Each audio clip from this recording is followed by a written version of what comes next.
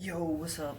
This is Renaissance Bro, and today I'm coming to you with a new video series called The Power of Your Plate, in which I will be discussing new scientific revelations, and I'll be letting you know the facts about different commonly eaten foods and their impacts on the environment and how we can lower them.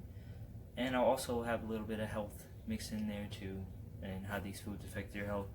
So, as you may have guessed, if you clicked on this first video is about legumes. I have a lot to say about legumes. For one, because I eat them a lot, because I need the protein. Two, because I see them as miracle foods. They really are the kind of the key food that we're going to need in the future to for food security, because they have very low environmental impact, coming in with the lowest CO2 emissions, and they require little water to grow, so they're just ideal. Lentils are the best, coming in at about 0.9 kilograms of CO2 per pound. So those are the best of protein sources, best out of all the protein sources.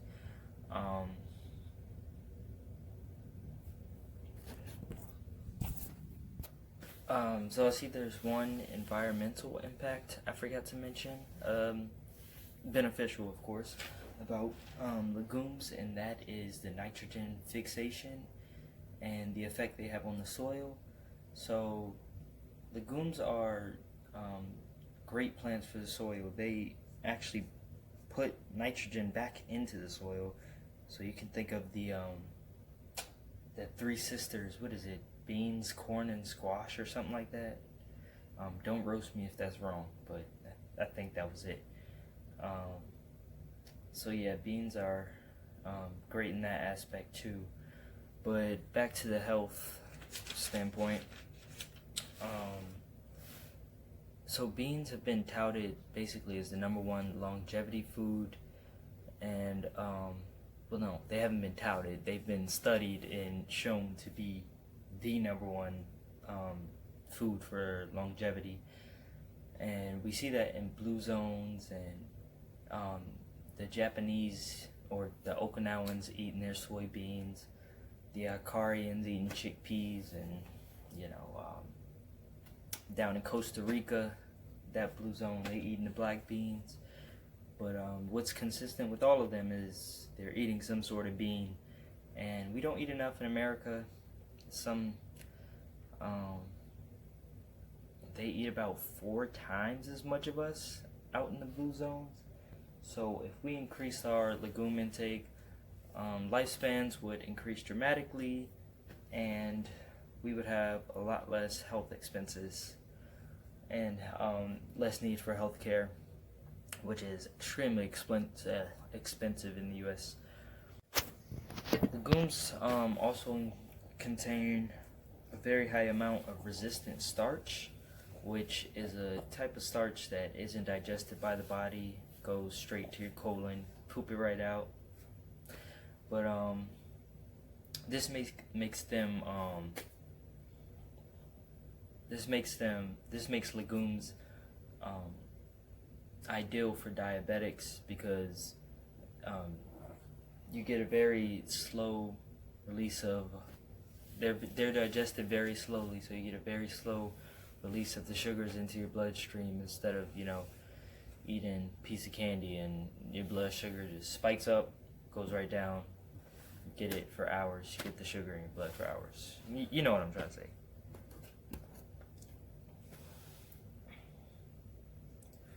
So we have this food that's ideal for the environment and ideal for our health, and water, as it requires little water, and it's cheap, extremely cheap. It's about 98 cents per pound of black beans on average in the US.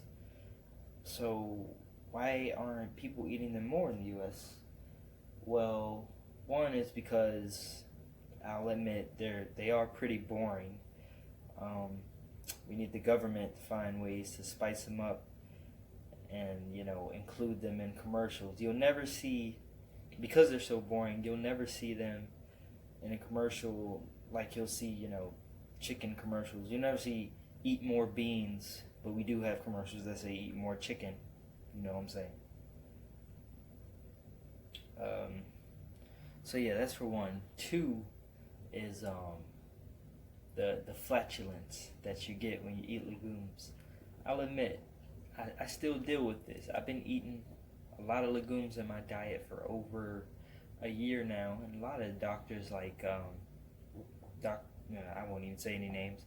A lot of the plant-based doctors say if you eat beans for a long time, the flatulence goes down and blah blah blah, but not in my case. I don't know, that may be the case with some of you guys, but definitely not in my case. But some of the things you can do to reduce the flatulence that have worked for me are drinking water and vinegar and apple cider vinegar about 10-20 minutes before you eat a high legume meal, adding lemon to your meal, and I read this on the Blue Zone's website,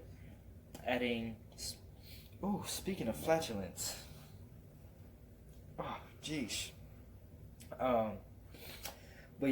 adding spices like ginger, fennel, and turmeric, which just so happen to pair very greatly with beans. If you add them to your beans, they also reduce the flatulence. And I actually experienced this last week. I ate red lentils for lunch every day. It was red lentil curry, and I promise you guys, so that already contained turmeric and ginger. No fennel. I've actually never used fennel before. And I also squirted lemon on there because it just tastes great.